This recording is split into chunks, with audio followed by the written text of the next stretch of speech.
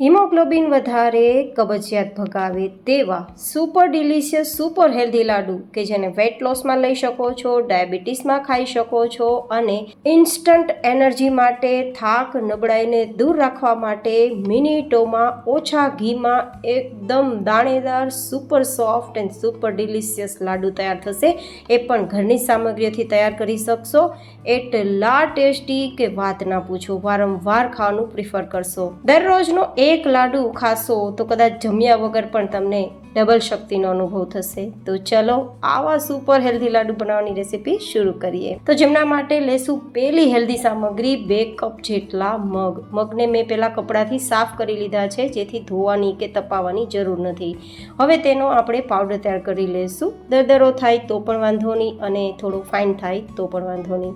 હવે આપણો આ પાવડર તૈયાર થઈ ગયો છે, તેને થોડો મોટો ટુકડો હોય તો એકવાર ચાળી લેશું અને ચાળ્યા પછી જે કંઈ મોટો ટુકડો હોય તેને ફરીથી ગ્રાઇન્ડ કરી લેશું, જેથી બધો જ મોટો ટુકડો નીકળી જાય.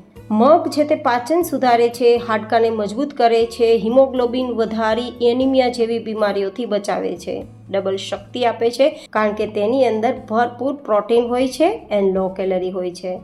સાથે રોગપ્રતિકારક શક્તિ વધે છે, સ્કિનને એકદમ બેસ્ટ એન્ડ ગ્લોઈંગ બનાવે છે, વેઇટ લોસ કરે છે, જો પીરિયડ્સના દુખાવો હોય તો તેમાં પણ રાહત આપે છે અને તમે બીપીના પેશન્ટ છો તો તેમાં પણ તમને રાહત આપે છે. બીજી હેલ્ધી સામગ્રી લેશું 1 કપ જેટલો બાજરાનો લોટ. બાજરાનો લોટ પણ ઇમ્યુનિટી બૂસ્ટ કરે છે, પાચનને બેસ્ટ રાખે છે, નવી એનર્જીનો સંચાર કરે છે, હિમોગ્લોબિન વધારે છે, કબજિયાતમાં રાહત આપે છે અને જો શરદી ઉધરસ હોય તો તેમાં પણ તમને બેસ્ટ રિઝલ્ટ આપે છે. હાડકાને પણ લોખંડ જેવા મજબૂત કરે છે કારણ કે કેલ્શિયમનો ભંડાર હોય છે.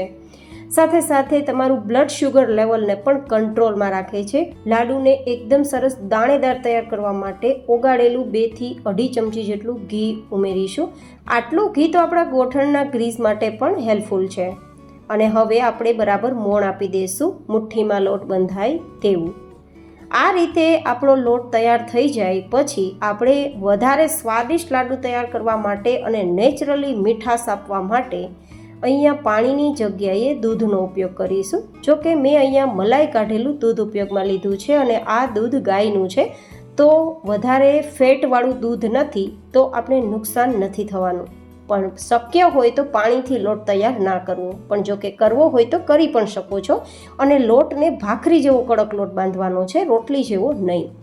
હવે આ રીતે કડક લોટ તૈયાર થઈ જાય પછી આ રીતે થોડું હાથમાં બેઝ લેવાનું છે અને થેપલી જેવું, એટલે કે નાની ટિક્કી હોય ને તેવું તૈયાર કરવાનું છે, જેને નાની નાની ભાખરી પણ કહી શકો, નાની ટિક્કી પણ કહી શકો અને નાની થેપલી પણ કહી શકો. હવે તેને આપણે તેલ ઉમેર્યા વગર કે ઘી ઉમેર્યા વગર તવા પર શેકવાનું છે. તો જેટલી સમય તેટલી પહેલાં ગોઠવી દેશું અને પછી વચ્ચે આ રીતે કટ લગાવી દેશું, જેથી વચ્ચેથી પણ આપણી આ ભાખરી કે ટિક્કી કાચી ના રહે અને ફૂલે નહીં, જેથી અંદર સુધી ક્રિસ્પી થાય, બરાબર કૂક થાય. 1-8 મિનિટ પછી આ રીતે સાઈડને બદલી દેવાની અને મીડિયમ ગેસની ફ્લેમ પર જ કૂક કરવાનું. હાઈ ગેસની ફ્લેમ રાખશો તો બળી જશે અને અંદરથી કાચી રહેશે, તો જે ક્રિસ્પી ટેક્સચર આવવું જોઈએ તે નહીં આવે. તો મીડિયમ ગેસની ફ્લેમ પર દર 1 મિનિટે સાઈડને બદલી દેવાની છે. તો માત્ર 2-2.5 મિનિટમાં જ આપણી આટલી ભાખરી શેકાઈ જશે. અને ઘી લગાવવું હોય તો લગાવી શકો છો, પણ આપણે મોણ દેવામાં ઘીનો ઉપયોગ કર્યો છે તો અહીંયા આપણે ઘી લગાવવાની જરૂર બિલકુલ નથી.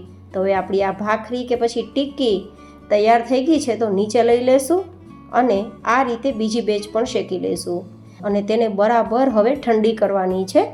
એ ઠંડી થાય ત્યાં સુધીમાં આપણે આગળની હેલ્ધી સામગ્રી લઈએ. તો તે લેતા પહેલાં આપણે 2 ચમચી જેટલું ઘી ગરમ કરી અને થોડા કાજુના ટુકડાને ફ્રાય કરી લઈએ. જો કે ડ્રાય ફ્રૂટ્સ ઉમેરવું ટોટલી ઓપ્શનલ છે, બટ સારો લુક આવે અને થોડો ટેસ્ટ પણ સારો આવે અને સાથે હેલ્થ બેનિફિટ્સ પણ મળે તે હેતુથી મેં લગભગ 2-3 ચમચી કાજુના ટુકડા લીધા હતા. હવે છે આપણી ત્રીજી હેલ્ધી સામગ્રી ને તે છે માત્ર 1/2 કપ જેટલો ગોળ. અહીંયા 3 કપ લોટની સામે 1 કપ તો ગોળ જોશે જ જોશે, પણ મેં માત્ર 1/2 કપ જેટલો જ ગોળ લીધો છે, જેથી ડાયાબિટીસના પેશન્ટ પણ જો કંટ્રોલમાં ડાયાબિટીસ હોય તો આ ગોળનો લાડુ ખાઈ શકે, એ પણ દર 2 દિવસે 1 લાડુ. અને જ્યારે આ લાડુ ખાય ત્યારે તેમને મીઠી ચા પણ નથી પીવાની, રોટલી કે ભાત પણ નથી ખાવાના. તે મિલેટનો રોટલો અને જે ડાયાબિટીસને કંટ્રોલમાં રાખે તેવું શાક ખાઈ શકે છે જ્યારે આ લાડુ ખાવો હોય ત્યારે. અને કંટ્રોલમાં હોય તો જ દર 2 દિવસે એક લાડુ ખાવો એ હું તમને સજેશન આપું છું. બાજરો, મગ અને ગોળ આ ત્રણ સામગ્રી એવી છે કે જે આપણા ઇન્સ્યુલિન સંવેદનશીલતાને એકદમ બેસ્ટ બનાવે છે અને પરિણામે બ્લડ શુગરને કંટ્રોલમાં પણ રાખે છે. અને જેને કંટ્રોલમાં હોય તેને મીઠી વસ્તુ ખાવા છતાં, એટલે કે આ લાડુ ખાવા છતાં પણ શુગર વધતું નથી. પણ મેં જે બતાવેલી છે તે કન્ડિશન મુજબ જ ખાવાનું છે, જેથી તમારું શુગર કંટ્રોલમાં જ રહે અને મીઠી વસ્તુ ખાવાની ઈચ્છા પણ પૂરી થાય. તો અહીંયા ગોળ માત્ર આપણે ઓગાળવાનો છે. જે ઓગળી ગયો છે તો આપણે તેને નીચે લઈ લેશું. હવે આપણી આ જે ભાખરી છે તે બરાબર ઠંડી થઈ ગઈ છે અને પરિણામે તેના ટુકડા પણ થવા લાગ્યા છે જો. અને આ રીતે હાથથી હું મુઠ્ઠી વાળું ને તો ભૂકો થઈ જાય છે, મતલબ અંદરથી એકદમ ક્રિસ્પી સુધી શેકાઈ ગઈ છે, જેથી એકદમ સરસ ભૂકો પણ થાય છે. બસ આટલું ઠંડુ થાય પછી થોડા નાના નાના ટુકડા કરી પછી મિક્સરમાં લેશું તો આપણે એકદમ સરસ પાવડર તૈયાર કરી શકશું અને પછી તેને ચાળવાની પણ જરૂર નહીં પડે. તો આટલા ટુકડા કર્યા બાદ આપણે તેને ગ્રાઇન્ડ કરી લેશું અને તમે જુઓ પાવડર કેટલો સરસ દાણેદાર તૈયાર થયો છે. વધારે ઘીની જરૂર જ નથી, છતાં પણ આટલો દાણેદાર પાવડર તૈયાર થયો છે. એ પણ મિનિટોનું કામ છે અને સ્વાદ તો એટલો સરસ આવશે કે વાત ના પૂછો. પાછું આપણે દૂધથી લોટ બાંધ્યો છે અને પછી ભાખરીને શેકી છે તો દૂધનું મોઇશ્ચર પણ બંધ થઈ ગયું હશે. તો આ લાડુની સેલ્ફ લાઈફ આરામથી 10-12 દિવસની તો થશે જ, તો તમે 10-12 દિવસ ખાઈ શકશો. હવે આપણે આ લોટને કાજુ મિક્સ કરીને પછી જે તૈયાર કરેલ ગોળની ચાસણી છે તેને આ રીતે મિક્સ કરી દઈશું. અને મિક્સ થઈ ગયા બાદ તમે જુઓ એકદમ છૂટું છૂટું આપણું આ ચૂરમું જેને કહી શકો, મગનું ચૂરમું પણ કહી શકાય અને મગના લાડુ પણ કહી શકાય. જો કે તમે આનું નામ શું રાખવા માગો છો એ મને કોમેન્ટમાં લખીને જરૂર બતાવજો. પછી ચોઈસ પ્રમાણે તમે લાડુ તૈયાર કરી શકો છો અને એરટાઇટ કન્ટેનરમાં ભરીને 10-12 દિવસ માટે ખાઈ શકો છો. ફ્રીઝમાં રાખવાની કોઈ જરૂર નથી. રોજનો એક લાડુ એન્ડ એનર્જી ડબલ. તો તમે જુઓ અંદરથી દાણેદાર અને મોંમાં જતાં ઓગળી જાય તેવો આપણો લાડુ તૈયાર થયો છે. ફરી મળીશું એક નવી જ હેલ્ધી રેસીપી સાથે. ત્યાં સુધી stay healthy and stay happy.